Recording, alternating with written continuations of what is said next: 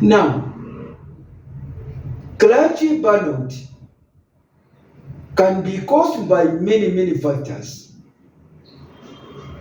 And another issue now is the issue of what the clergy were trained in theological courage. What they were trained in theological courage and the reality on the ground become very different. You find that now when they come to the ground, they find the situation is very different. They found that the theory and the word of practice is very different. They find that the congregation has a lot of expectation. The congregation expect that they are supposed to be the moral compass of the congregation. They expect that these are the people who should be driving the vehicle, the modern vehicle, which is not measuring like the congregation, a very different vehicle, the latest type of a vehicle. They expect their clergy, their pastor or their reverend or their imam should be having a lot of money.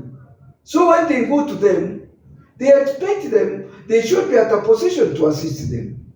They expect them to counsel them. They expect them that when they have a problem, they will always be at a position to solve the problem. But then, when it comes now to the reality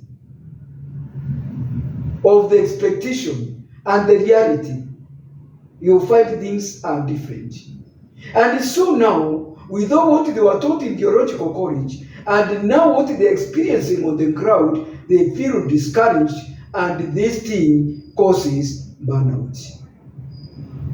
So what is it? It is the disconnect.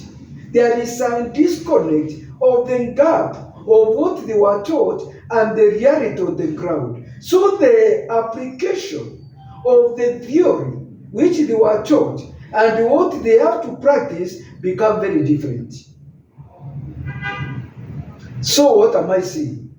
Clergy, the word of reality, and the truth, it will become different. So it's important, even for the congregation, to understand that the clergy, what they were taught, and the life they are living is very different. They should also understand these people, they are human. And the taking care of the congregation is more like a profession like any other. Thank you very much. It's Mutero Kwaro, your family therapist and a relationship coach. Thank you.